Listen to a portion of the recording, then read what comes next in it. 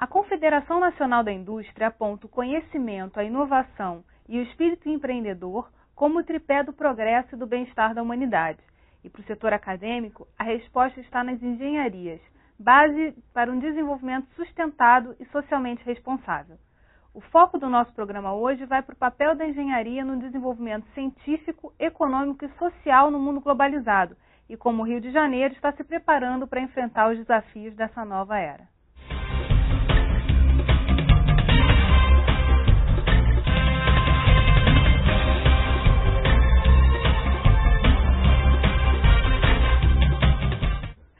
Indústria, governo e academia têm feito importantes parcerias na área da inovação, mas para enfrentar crises, principalmente a chamada crise do conhecimento que ameaça aportar nas áreas da ciência, da tecnologia e da inovação, é preciso intensificar essas parcerias. Para falar sobre a importância das engenharias nesse processo, convidamos os professores Luiz Carlos Escavarda, vice-reitor da PUC, Francis Bogossian, presidente do Clube de Engenharia, e Armando Clemente, secretário executivo da RedeTec. A globalização mudou o modelo de desenvolvimento. Como as engenharias podem ser a base para esse novo modelo? A globalização já é uma consequência da tecnologia. Se você não tivesse tecnologia da informação muito desenvolvida, se você não tivesse uma tecnologia de informática e comunicação muito desenvolvida, você não teria a globalização tal qual a gente vê hoje. Se você olhar na história, a globalização começou no século XVI com a descoberta. Por quê?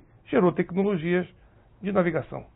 E a mesma coisa está acontecendo. Então, na verdade, a tecnologia gerou essa nova situação. E dentro dessa nova situação, a tecnologia passou a ter ser uma importante agenda do desenvolvimento. Sem tecnologia, as pessoas simplesmente não participam desse processo. E aí, explica-se que tecnologia é a arte de conseguir fazer com que as coisas aconteçam neste novo ambiente.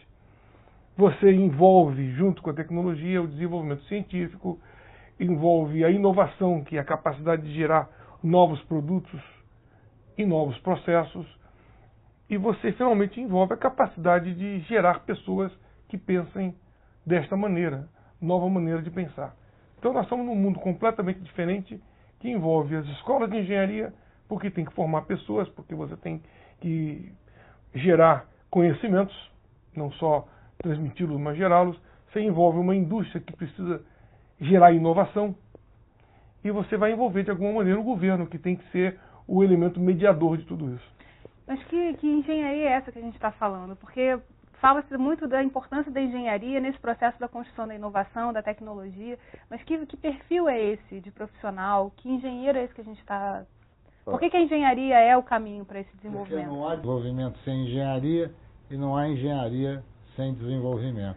Nós tivemos um problema aqui quando o desenvolvimento foi estancado no Brasil, e hoje nós estamos tendo a triste boa notícia de verificar que não tem dinheiro suficiente para a retomada do desenvolvimento. É o tal do gargalo do desenvolvimento. Qual é o grande potencial hoje econômico do país? São as exportações de commodities, certo? E o que acontece com as exportações de commodities? A gente transporta minério de ferro, soja, né? A gente exporta um monte de produtos onde a gente não consegue agregar valor a esses produtos. A gente tem várias técnicas, tem até várias tecnologias para extração e para o desenvolvimento dessas commodities. Mas, em compensação, a gente não tem nenhuma técnica para transformar essas commodities em produção, agregar valor a isso. E aí, no mercado global, onde a gente precisa se posicionar, a gente precisa ter gente suficientemente capaz de gerar e desenvolver essas tecnologias que agreguem valor a esses produtos. E aí sim a gente passar a ser um país competitivo dentro desse mercado global. Mas aí a gente está falando então de que para desenvolver tecnologia, esse engenheiro ele não tem que ser um técnico, simplesmente. Não é uma profissão eminentemente técnica, é uma profissão em que a criatividade ou a inovação tem que estar andando junto. Hoje, certo? Você não consegue avançar, normalmente se nós formos para além das commodities, como ele muito bem lembrou, você não consegue avançar produtos novos que não sejam reconhecidos como socialmente válidos. Nem consegue avançar se eles não respeitarem o ambiente. Você não pode lançar um produto que seja agressivo ao ambiente. Acabou. O engenheiro difere do cientista porque o cientista percebe o mundo como ele é, explica o mundo como ele é. O engenheiro cria o que nunca existiu. O que nunca existiu vem e não pode estar em desacordo com as necessidades da sociedade e com as necessidades do ambiente. Então, se esse novo produto não tiver essas qualidades, ele não serve. Então, uma pessoa que seja eminentemente técnica pode sair com um produto, entre aspas, perfeito tecnicamente, mas imperfeito porque não satisfaz todas as necessidades. E como é que se coloca esse desafio para a universidade? A gente está falando de inovação. A gente tem que diferenciar bastante bem a questão da inovação, da descoberta e da invenção. Né? E aí, quando a gente trabalha com a inovação é o quê? É você transformar uma descoberta ou uma invenção em alguma coisa concreta que vai atuar dentro do mercado, vai servir ao mercado, onde você vai, quer dizer, aquilo vai ter uma utilização e você vai ganhar dinheiro com aquilo. Quer dizer, na verdade, inovação é transformação, quer dizer, em algo, em um negócio, em uma oportunidade de negócio. E aí, quer dizer, como você transformar isso é que você precisa preparar esse engenheiro. Se você pegar as escolas de engenharia hoje, quer dizer, antes, quer dizer, o ensino de engenharia, normalmente você formava um engenheiro para ele ser um gerente ou um executivo de uma grande empresa multinacional. Hoje você não pode pensar na formação do engenheiro para esse tipo de coisa. Você tem que formar o engenheiro para ele participar desse mercado, para ele entender o que é, quer dizer, um negócio, para ele entender, quer dizer, como é que essas coisas funcionam, né? E aí o engenheiro, ele não pode ser um cara eminentemente técnico que desenvolva aquela técnica específica. Ele tem que saber que aquela técnica que ele vai desenvolver vai estar dentro de um contexto, né? E dentro desse contexto, ele bem lembrou, o mercado é global.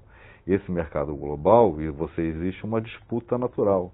E nessa disputa você tem barreiras técnicas, você tem um monte de condições e um monte de variáveis que te obrigam, quer dizer, a pensar, quer dizer, como um todo, né, de uma forma geral. E exige que saia um pouco da universidade, quer dizer, que esse ensino também seja globalizado, que a universidade esteja desse caminho que vai além dos muros, né, da própria universidade, daquele ensino que a gente chamaria técnico dentro da sala de aula. Isso obriga a universidade a olhar para fora do muro acadêmico. Se a universidade ficar dentro do muro acadêmico, a questão técnica, como ele colocou, basta. Não, mas não, a universidade tem que olhar por cima do muro e ver o que existe do outro lado. Isso enriquece muito a universidade, mas exige uma nova universidade. E que nova universidade é essa? É a universidade que está realmente inserida em um contexto social e ambiental que caracteriza o século XXI. É uma universidade engajada. A gente tem modelos existentes em outros países, está se conversando, né, globalmente para se chegar a esse modelo de universidade ideal? A universidade como um objeto de estudo, não como um sujeito das ações, mas como um objeto de estudo de que universidade nós precisamos no século XXI, é uma área de muito intensa discussão. Ela, na União Europeia, essa discussão está sendo feita. No Oriente, países como Coreia do Sul, Taiwan, China, estão desenvolvendo isso. Nos Estados Unidos, inquestionavelmente, essa é uma discussão muito ativa. Nós precisamos acender essa discussão no Brasil. O uso intensivo da informação pode se transformar em problema. Você vai saber por quê no próximo bloco. A gente volta já. Rio em Foco aqui, política e economia caminham juntas.